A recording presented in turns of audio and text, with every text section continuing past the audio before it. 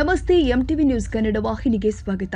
ಪಶ್ಚಿಮ ಘಟ್ಟದಲ್ಲಿ ಸುರಿತಾ ಇರುವ ಭೀಕರ ಮಳೆಗೆ ಜಿಲ್ಲೆಯಲ್ಲಿ ಪ್ರವಾಹ ಬಂದರೂ ಕೂಡ ಸಂತ್ರಸ್ತರ ನೆರವಿಗೆ ಸರ್ಕಾರ ಬಂದಿಲ್ಲ. ಕೂಡಲೇ ಮುಖ್ಯಮಂತ್ರಿ ಸಿದ್ದರಾಮಯ್ಯ ಅವರು ಪರಿಹಾರ ಘೋಷಣೆ ಮಾಡಬೇಕು ಅಂತ ರಾಜ್ಯಸಭಾ ಸದಸ್ಯ ಈರಣ್ಣ ಕಡಾಡಿ ಒತ್ತಾಯಿಸಿದ್ದಾರೆ. ಭಾನುವಾರ ಬೆಳಗಾವಿ ಪ್ರವಾಸಿ ಮಂದಿರದಲ್ಲಿ ಸುದ್ದಿಗೋಷ್ಠಿಯಲ್ಲಿ ಮಾತನಾಡಿದರು. ಮಹಾರಾಷ್ಟ್ರದ ಪಶ್ಚಿಮ ಘಟ್ಟದ ಅರಣ್ಯ ಪ್ರದೇಶದಲ್ಲಿ ಅತಿ ಹೆಚ್ಚು ಮಳೆ ಸುರಿತಾ ಇರುವ ಪರಿಣಾಮವಾಗಿ ಬೆಳಗಾವಿ ಜಿಲ್ಲೆಯ ಕೃಷ್ಣ ಮತ್ತು ಘಟಪ್ರಭಾ ನದಿಗಳು ಅಪಾಯದ ಮಟ್ಟ ಮೀರಿ ಹರಿತಾ ಇದೆ. ಇದರಿಂದ ಜಿಲ್ಲೆಯ ಜೀವನ ತುಂಬಾ ಅಸ್ತವ್ಯಸ್ತಗೊಂಡಿದೆ. ಜಿಲ್ಲೆಯಲ್ಲಿ ವಾಡಿಕೆ ಮಳೆಯ ಪ್ರಮಾಣ 354 ಮಿಲಿಮೀಟರ್ ಆಗಬೇಕಾಗಿತ್ತು. ಆದರೆ ಪ್ರಸ್ತುತ 578 ಮಿಲಿಮೀಟರ್ ಮಳೆಯಾಗಿದೆ. ಹೆಚ್ಚುವರಿ 63 ಮಿಲಿಮೀಟರ್ ಆಗಿದೆ. ಮಹಾರಾಷ್ಟ್ರದ ರಾಜಪುರ ಮತ್ತು ಕೊಯ್ನಾ ಜಲಾಶಯಗಳು ಭರ್ತಿಯಾಗಿದ್ದು ಸುಮಾರು 2,87,000 ಕ್ಯೂಸೆಕ್ಗಿಂತ ಹೆಚ್ಚುವರಿ ನೀರನ್ನ ಕೃಷ್ಣಾ ನದಿಗೆ ಹೊರಬಿಡಲಾಗ್ತಾ ಇದೆ. ಅದೇ ರೀತಿ ಘಟಪ್ರಭಾ ನದಿಗೂ ಕೂಡ 50,000 ಕ್ಯೂಸೆಕ್ಗಿಂತ ಹೆಚ್ಚು ನೀರು ಹರಿದು ಬರುತ್ತಿರುವ ಪರಿಣಾಮವಾಗಿ ಈ ಎರಡು ನದಿಗಳ ಪಾತ್ರದಲ್ಲಿ ಪ್ರವಾಹ ಪರಿಸ್ಥಿತಿ ಉಂಟಾಗಿದೆ ಎಂದರು. ಘಟಪ್ರಭಾ ನದಿಗೆ ಕಳೆದ ಜೂನ್ 28ರಂದು 84,000 ಕ್ಯೂಸೆಕ್ ಅತಿ ಹೆಚ್ಚು ನೀರು ಹರಿದು ಬಂದಿದೆ. ಕೃಷ್ಣಾ ನದಿಗೆ 2,97,000 ಕ್ಯೂಸೆಕ್ ಅತಿ ಹೆಚ್ಚು ನೀರು ಹರಿದು ಬಂದಿದೆ ಎಂದರು. ಈ ಎರಡು ನದಿಗಳ ಪ್ರವಾಹದ ಹಿನ್ನೆಲೆ 232 ಗ್ರಾಮಗಳು ಜಲಾವೃತಗೊಂಡಿದೆ. 47 ಸೇತುವೆಗಳು ಮುಳುಗಡೆಯಾಗಿ ಸಾರಿಗೆ ಸಂಪರ್ಕ ಕಡಿತಗೊಂಡಿದೆ. ಜಿಲ್ಲೆಯಲ್ಲಿ ಒಟ್ಟು 45 ಕಾಳಜಿ ಕೇಂದ್ರದಲ್ಲಿ 4,764ಕ್ಕಿಂತ ಹೆಚ್ಚು ಕುಟುಂಬಗಳ 12,455ಕ್ಕಿಂತ ಹೆಚ್ಚು ಸಂತ್ರಸ್ತರು ಪುನರ್ ವಸತಿ ಕೇಂದ್ರದಲ್ಲಿ ಆಶ್ರಯ ಪಡೆದಿದ್ದಾರೆ. 5,934 ಜನ ಸಂಬಂಧಿಕರ ಮನೆಯಲ್ಲಿ ಆಶ್ರಯ ಪಡೆದಿದ್ದಾರೆ. ಅವರಿಗೆ ಸರ್ಕಾರ ನೆರವು ನೀಡಬೇಕಾಗಿದೆ ಎಂದರು. ಜಿಲ್ಲೆಯಲ್ಲಿ ಸುಮಾರು 6 ಜನರ ಜೀವ ಹಾನಿಯಾಗಿದ್ದು 10ಕ್ಕೂ ಹೆಚ್ಚು ದನ ಕರುಗಳು ಮೃತಪಟ್ಟಿದೆ. 41,700 ಹೆಕ್ಟೇರ್ಗಿಂತ ಹೆಚ್ಚು ಕೃಷಿ ಮತ್ತು 80 ಹೆಕ್ಟೇರ್ಗಿಂತ ಹೆಚ್ಚು ತೋಟಗಾರಿಕೆ ಬೆಳೆ ಹಾನಿಯಾಗಿದೆ. ರಸ್ತೆಗಳು ಮತ್ತು ಸೇತುವೆಗಳು ಹಾನಿಗೊಳಗಾಗಿದೆ ಎಂದರು. ಪ್ರಧಾನಿ ಮೋದಿ ಅವರು ಅಧಿಕಾರಕ್ಕೆ ಬಂದ ನಂತರ 2014ರಿಂದ ಕೇಂದ್ರ ಸರ್ಕಾರವು ಮುಂಚಿತವಾಗಿ ವಿಪತ್ತು ಎಚ್ಚರಿಕೆ ಮಾಹಿತಿ ನೀಡುವ ವ್ಯವಸ್ಥೆಗೆ 2,000 ಕೋಟಿ ರೂಪಾಯಿಗಳನ್ನು ಖರ್ಚು ಮಾಡಬಹುದಾಗಿತ್ತು. ವಿಶ್ವದ 4 ದೇಶಗಳು ಮಾತ್ರ 7 ದಿನಗಳ ಮುಂಚಿತವಾಗಿ ವಿಪತ್ತು ಎಚ್ಚರಿಕೆಯನ್ನ ನೀಡುತ್ತವೆ ಮತ್ತು ಅದರಲ್ಲಿ ಭಾರತವೂ ಕೂಡ ಒಂದು. ವಿಪತ್ತು ಸಂಭವಿಸುವ 7 ದಿನಗಳ ಮೊದಲು ರಾಜ್ಯ ಸರ್ಕಾರಕ್ಕೆ ಎಚ್ಚರಿಕೆಯನ್ನು ಕೂಡ ಕಳುಹಿಸಲಾಗಿದೆ ಎಂದರು. ಆಹಾರಗಳನ್ನು ಕೊಡುವಂತ ವ್ಯವಸ್ಥೆ ಮಾಡಿದೆ. ಕೆಲವು ಕಡೆ ಈ ಹಾಸಿಗೆ ಹೊದಿಕೆಗಳನ್ನು ಕೊಡುವಂತದ್ದು ಮಾಡಿದ್ದಾರೆ. ಇದನ್ನ ಬಿಟ್ರೆ ಪರಿಹಾರ ರೂಪದಲ್ಲಿ ಇನ್ನೂ ಕೊಟ್ಟಿಲ್ಲ. ಬಿದ್ದ ಮನೆಗಳಿಗೆ ಇನ್ನೂ ಕೊಟ್ಟಿಲ್ಲ, ಕೊಡಬೇಕಿಲ್ಲ. ನಾನು ಅದಕ್ಕೆ ಕೊಡೋದಕ್ಕಿಂತ ಮುಂಚೆ ನಾವು ಆಗ್ರಹ ಮಾಡ್ತಾ ಇದ್ದೀನಿ. ಒಂದು ಸರಿಯಾದ ಸರ್ವೆ ಆಗ್ಬೇಕು. ನಂಬರ್ 1 ಸರ್ವೆ ಸರಿಯಾಗಿ ಆಗ್ಲಿಲ್ಲ ಅಂದ್ರೆ ಯಾರು ಬೇಕಾದ್ರೂ ಅದು ದುರುಪಯೋಗ ವಿದ್ಯುತ್ ಮನೆಗಳು ಸಮೀಕ್ಷೆ ಸರಿ ಆಗ್ತಾ ಇಲ್ಲ. ಯಾರೋ ಒತ್ತಡಕ್ಕೆ ಮಾಡಿ ಅಂದ್ರೆ ಆ ಸಮೀಕ್ಷೆ ಸರಿ ಆಗಿಲ್ಲ ಅಂದ್ರೆ ಬಾಲಂಗುಜಿಗಳು ತಗೊಂಡ್ಬಿಡ್ತಾರೆ. ಪಾಪ ರಾಸಾಯನಿಕ ಇನ್ನೂ ಉಳಿತಾರೆ. ನಾನು ನಿನ್ನೆ ಹೋದಾಗ ಹೋದ ವರ್ಷ ಬಿದ್ದಂತ ಮನೆಗೂ ಇನ್ನೂ ಪರಿಹಾರ ಕೊಟ್ಟಿಲ್ಲ. ಅವ್ನು ನದಿ ದಂಡಿ ಒಳಗದ.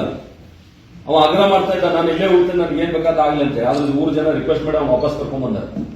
ಅಂದ್ರೆ ಅನೇಕ ಕಡೆ ಈ ರೀತಿಯಾದಂತಹ ಘಟನೆಗಳು ನಮ್ಮ ಕಣ್ಣೆದುರಿಗೆ ಬಂದಾಗ ಅದನ್ನು ಮುಖ್ಯಮಂತ್ರಿಗಳು ಗಮನ ತರುವಂತದ್ದು, ಆಡಳಿತ ವ್ಯವಸ್ಥೆ ಗಮನ ತರುವಂತ ನಮ್ಮ ಜವಾಬ್ದಾರಿ ಅಂತ ಹೇಳಿ ನಿಮ್ಮ ಮೂಲಕ ನಾನು ಹೇಳಲಿಕ್ಕೆ ನಾನು ಬಯಸ್ತೀನಿ. Survey number 1 ಸರಿಯಾಗಬೇಕು. ಮತ್ತು ನೀವು ಜಿಲ್ಲೆಗೆ ಬಂದಾಗ ನೀವು ಎಷ್ಟು ದುಡ್ಡು ಬಿಡುಗಡೆ ಮಾಡಿದಿರಿ, ಇನ್ನು ಮುಂದಿನ ದಿವಸ ಮನಿ ಬಿದ್ರೆ ಎಷ್ಟು ಕೊಡ್ತೀರಿ, ಭಾಷಾ ಮನಿ ಕುಸಿದ್ರೆ ಎಷ್ಟು ಕೊಡ್ತೀರಿ, ಮನೆಯೊಳಗೆ ನೀರು ಹೋಗೋರು ತಕ್ಷಣ ಪರಿಹಾರ ನಾವು 10,000 ರೂಪಾಯಿ ಕೊಟ್ಟಿದ್ದೇವೆ. ನೀವು 1 ರೂಪಾಯಿ ಕೊಟ್ಟಿಲ್ಲ ಇವತ್ತಿನ ತನಕ. ಈ ರೀತಿಯಾದಂತಹ ಘಟನೆಗಳನ್ನ ಭರವಸೆ ಕೊಟ್ಟು ಬರ್ತಾ ಇದ್ದಾರೆ. ಭರವಸೆ ಕೊಟ್ಟು ಬರ್ತಾ ಇದ್ದಾರೆ. ಅದೇ ಭರವಸೆ ಕೊಡೋದು ಆಗ್ಬಾರ್ದು ಅಂತ ಅರ್ಥ ಹೇಳ್ತಾ ಇದ್ದೀನಿ. ಎಷ್ಟು ಬ್ರಿಡ್ಜು ಬಿದ್ದಾವ, ಅದಕ್ಕೇನು ದುಡ್ಡು ಬಿಡುಗಡೆ ಮಾಡ್ತಾ ಇದ್ರಿ. ಎಷ್ಟು ರಸ್ತೆ ಕೆಟ್ಟದ, ನೀವು ಅದಕ್ಕೇನು ದುಡ್ಡು ಬಿಡುಗಡೆ ಮಾಡ್ತಾ ಇದ್ರಿ. ಮುಂದಿದೆಲ್ಲ ಆದ ನಂತರ ಆರೋಗ್ಯಕ್ಕೆ ಹಾನಿ ಆಗ್ತದ, ಅದಕ್ಕೇನು ದುಡ್ಡು ಬಿಡುಗಡೆ ಮಾಡ್ತೀರಿ. ನಾನು ಮೊನ್ನೆ KDP ಸಭೆ ಒಳಗೆ ಕೇಳಿದೆ, ನೀವು ದಯವಿಟ್ಟು ಅದನ್ನು ಯಾರು ವರದಿ ಮಾಡಲಿಲ್ಲ. ಈ ಡೆಂಗ್ಯೂ ಸಲುವಾಗಿ ಎಷ್ಟು ರೂಪಾಯಿ ಬಿಡುಗಡೆ ಮಾಡಿದ್ರೆ 1 ರೂಪಾಯಿ ಬಿಡುಗಡೆ ಇಲ್ಲ. ಡೆಂಗ್ಯೂ ಬಂತಲ್ಲ ಜಿಲ್ಲೆಗೆ, ಅದಕ್ಕೆ ಸಂಬಂಧಪಟ್ಟಂಗೆ ಏನಾದ್ರು ಎಕ್ಸ್ಟ್ರಾ ನಾವು ದುಡ್ಡು ಬಿಡುಗಡೆ ಮಾಡಿದ್ರೆ 1 ರೂಪಾಯಿ ಬಿಡುಗಡೆ ಆಗಿರಲಿಲ್ಲ. ಅವರು ಇದು ಹಂಗ ಆಗ್ತದೆ. ನಾವು ಚರ್ಚೆ ಮಾಡ್ತೀವಿ, ಪ್ರವಾಹ ಇಳಿದ ಮೇಲೆ ಯಾರು ಅದ್ರ ಬಗ್ಗೆ ಚರ್ಚೆ ಮಾಡೋದಿಲ್ಲ. ಸರ್, ಈವರೆಗೂ ಎಷ್ಟು ಹಾನಿಯಾಗಿದೆ ಅಂದಾಜು ಬೆಳಗಾವಿ ಜಿಲ್ಲೆಯಲ್ಲಿ? ಅಲ್ಲ, ಸರ್ವೆ ಆಗ್ಬೇಕಲ್ಲ. ಈಗ ನಾನು ಬೆಳೆ ಹಾನಿ ಸುಮಾರು 50,000 ಹೆಕ್ಟೇರ್ ಪ್ರದೇಶದೊಳಗೆ ಬೆಳೆ ಹಾನಿಯಾಗಿದೆ ಅನ್ನೋದು ನನಗೆ ಅಂದಾಜ್ ಅದ.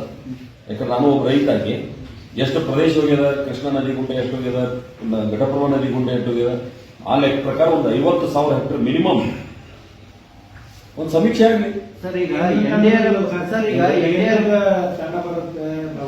ನೋಡ್ರಿ, ಬಹಳ ನಾನು ಅದನ್ನ ವಿಡಿಯೋ ಬೇಕಾದ್ರೆ ಬಿಡ್ತೀನಿ. ಈಗ ಮೊನ್ನೆ ನಾನು ಕೇಳಿದ ಪ್ರಶ್ನೆಗೆ ಅಂದ್ರೆ ನಾನು ಮಾತಾಡಿದೆ ಅವತ್ತು. ಕೇರಳದ ಒಂದು ನಮ್ದು ಕಾಲಿಂಗ್ ಅಟೆನ್ಷನ್ ಅಂತ ಒಂದು ಸೆಕ್ಷನ್ ಬರ್ತದೆ.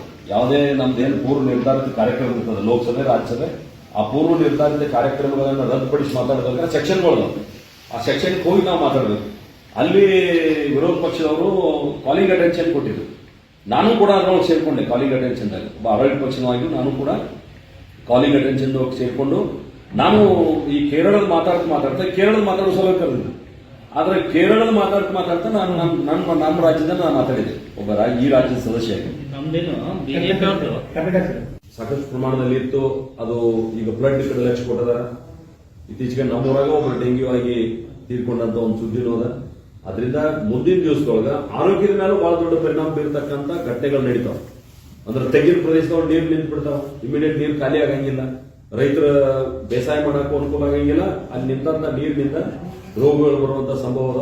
ಅದಕ್ಕೂ ಕೂಡ ಮುಂಜಾಗ್ರತೆ ತಗೋಬೇಕಾದಂತ ಅಗತ್ಯ ಇದೆ ಅನ್ನುವಂತ ಮಾತನ್ನು ಕೂಡ ಈ ಸಂದರ್ಭದಲ್ಲಿ ನಾನು ಹೇಳಲಿಕ್ಕೆ ಬಯಸ್ತೇನೆ. ಒಂದು. ಎರಡನೇದು, ನಾನು ಕೂಡ ಮೊನ್ನೆ ಕೇಂದ್ರದ ಇದೇನು national disaster management authority NDMA ಅಂತ ಏನು ಕರಿತೀವಿ, ನ್ಯಾಷನಲ್ ಡಿಸಾಸ್ಟರ್ ಮ್ಯಾನೇಜ್ಮೆಂಟ್ ಅಥಾರಿಟಿಯ ಇವರು ಪ್ರಮುಖರು ಇರ್ತಾರೆ. ಯಾರು? ನಮ್ಮ ಕೇಂದ್ರ ಗೃಹ ಸಚಿವರು. ನಾನು ರಾಜ್ಯಸಭೆಯಲ್ಲಿ ಮಾತನಾಡ್ತಕ್ಕಂಥ ಸಂದರ್ಭದಾಗ ನಾನು ರಿಪ್ಲೈ ಕೂಡ ಕೊಟ್ಟರು.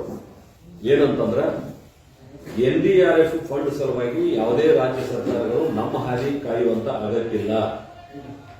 ನೀವು ತಕ್ಷಣ ರಾಜ್ಯ ಸರ್ಕಾರನ ದುಡ್ಡು ಖರ್ಚು ಮಾಡಕ್ ಪ್ರಾರಂಭ ಮಾಡ್ರಿ. ಏನು NDRF ಗೈಡ್ಲೈನ್ಸ್ ಅದ, ಗೈಡ್ಲೈನ್ಸ್ ಪ್ರಕಾರ ನೀವು ದುಡ್ಡು ಖರ್ಚು ಮಾಡಿದ್ರೆ 100ಕ್ಕೆ 100 ನಾವು ವಾಪಸ್ ಕೊಡ್ತೀವಿ. 10% ನಿಮ್ಮ ವಿವೇಚನೆ ಮೇಲೆ ನೀವು ನಿರ್ಣಯ ತಗೊಳ್ರಿ. 10% ಅಂದ್ರೆ ತಕ್ಷಣ ಇದನ್ನ ಮಾಡಬೇಕಾಗಿತ್ತು, ಅದಕ್ಕೆ ಈ ನಿರ್ಣಯ ತಗೊಂಡು ಅಂತ 10% ನಾವು ಎಕ್ಸಂಪ್ಷನ್ ಅದು. ಇನ್ನು ಉಳಿದಂತ 90% ನೀವು NDRF ಗೈಡ್ಲೈನ್ಸ್ ಪ್ರಕಾರ ಮಾಡಿದ್ರೆ ನಮ್ ಪರ್ಮಿಷನ್ ಅಗತ್ಯ ಇಲ್ಲ, ನೀವು ನೇರವಾಗಿ ಖರ್ಚು ಮಾಡಬಹುದು ಅನ್ನುವಂತ ಮಾತನ್ನ ರಾಜ್ಯದ ಗೃಹ ಸಚಿವರು, ದೇಶದ ಗೃಹ ಸಚಿವರು ಹೇಳಿರ್ತಕ್ಕಂಥ ಮಾತನ್ನು ಕೂಡ ತಮ್ಮ ಗಮನಕ್ಕೆ ತರ್ತಾ ನಾನು ಆಗ್ರಹ ಮಾಡೋದೇನಂತಂದ್ರೆ ನೀವು ದುಡ್ಡು ಖರ್ಚು ಮಾಡ್ರಿ. ನಿಮ್ PD ಅಕೌಂಟಿಗೆ ಇಟ್ಕೊಂಡ್ ಕುಂದ್ರಕ್ಕಲ್ಲ. ಈ ರಾಷ್ಟ್ರೀಯ ವಿಪತ್ತು ನಿಧಿ ಅನ್ನುವಂಥದ್ದು ಇದನ್ನ ಇಟ್ಕೊಂಡ್ ಕುಂದ್ರಕ್ಕಲ್ಲ.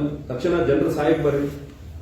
ಯಾರೋ ಈ ನಾಡಿಗೆ ಅನ್ನ ಕೊಡ್ತಕ್ಕಂಥ ರೈತರನ್ನ ಅವನು ಬೆಳೆ ಕಳ್ಕೊಂಡು ಅವನು ಬಂದು ಇನ್ನೊಂದು ಆಶ್ರಯ ಕೇಂದ್ರದೊಳಗೆ ಕುಂತ ಸಂದರ್ಭದಲ್ಲಿ ಅವನ ಮನಸ್ಸಿಗೆ ನೋವಾಗದಂತ ರೀತಿಯೊಳಗೆ ತಾವು ಈ ಚಟುವಟಿಕೆಯನ್ನ ಮಾಡಬೇಕನ್ನುವಂತ ಒಂದು ಆಗ್ರಹವನ್ನ ತಮ್ಮ ಮೂಲಕ ನಾಡಿನ ಮುಖ್ಯಮಂತ್ರಿಗಳಿಗೆ ನಾನು ಮಾಡ್ಲಿಕ್ಕೆ ಬಯಸ್ತೇನೆ. ಉಳಿದಂತದ್ದನ್ನ ನಾನು ಅದಕ್ಕೆ ಹೇಳಿದೆ, ಈ ಹಿಂದೂ ಹೇಳಿದ್ದೆ.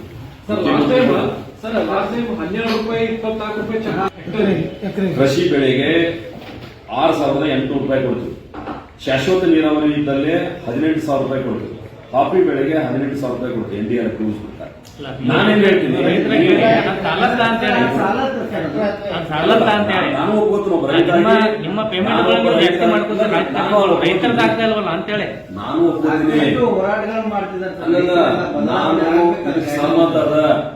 NDRF ಅಡಿ ಕೊಡ್ತಕ್ಕಂತ ಪರಿಹಾರ ನಮ್ಮ ರೈತರಿಗೆ ಯಾವುದೇ ಕಾಲಕ್ಕೂ ಸಾಕಾಗೋದಿಲ್ಲ ಅನ್ನುವಂಥದ್ದು ನಂದು ಇದದ.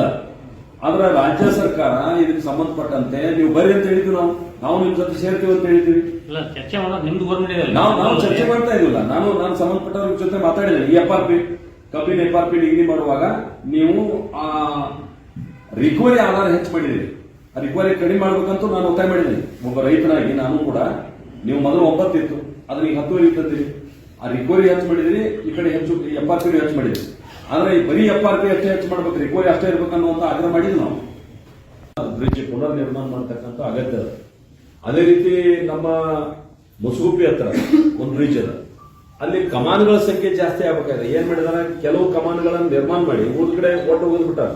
ಹೀಗಾಗಿ ಆ ನೀರಿನ ಒತ್ತ ಇಡೀ ಮುಸುಗುಪ್ಪಿ ಸುತ್ತಮುತ್ತ ಸುತ್ತುವರಿತದ. ನಾವು ಅವತ್ತು ಆಗ್ರಹ ಮಾಡಿದ್ವಿ, ಏನಂದ್ರೆ ಆ ಬ್ರಿಡ್ಜ್ ಎತ್ತರ ಆಗುವಾಗ ನೀವು ಹೆಚ್ಚು ಕಮಾನುಗಳನ್ನು ನಿರ್ಮಾಣ ಮಾಡಿದ್ರೆ ಅವಾಗ ನೀರು ಫ್ಲೋ ಆಗಿ ತಾನ ಹೋಗ್ತದೆ ಹೊರಗಡೆ. ಅದಕ್ಕೆ ಆ ರೀತಿ ವೈಜ್ಞಾನಿಕವಾಗಿ ಮಾಡಿಲ್ಲ. ಅದಕ್ಕೆ ಈ ಸಂದರ್ಭದೊಳಗ ಈ ಎಲ್ಲಾ ಬ್ರಿಡ್ಜ್ಗಳಿಗೆ ಮತ್ತು ರಸ್ತೆಗಳಿಗೂ ಕೂಡ ದೊಡ್ಡ ಪ್ರಮಾಣದ ಅನುದಾನವನ್ನ ಜಿಲ್ಲೆಗೆ ಕೊಡಬೇಕಾದಂತಹ ಅಗತ್ಯ ಇದೆ ಅನ್ನುವಂತ ಮಾತನ್ನ ತಮ್ಮ ಮೂಲಕ ನಾನು ಮಾನ್ಯ ಮುಖ್ಯಮಂತ್ರಿಗೆ ಹೇಳಲಿಕ್ಕೆ ಬಯಸ್ತೇನೆ. ಸುದ್ದಿಗೋಷ್ಠಿಯಲ್ಲಿ ಮುಕ್ತಾರ್ ಪಠಾಣ್, FS ಸಿದ್ದನಗೌಡರು, ಸಚಿನ್ ಕಡಿ ಉಪಸ್ಥಿತರಿದ್ದರು. ತಾಜಾ ಸುದ್ದಿಗಾಗಿ MTV News 24/7ಗೆ ಸಬ್ಸ್ಕ್ರೈಬ್ ಮಾಡಿ ಮತ್ತು ಬೆಲ್ ಐಕಾನ್ ಅನ್ನು ಒತ್ತಿ. ತಪ್ಪದೇ ಲಿಂಕ್ ಶೇರ್ ಮಾಡಿ.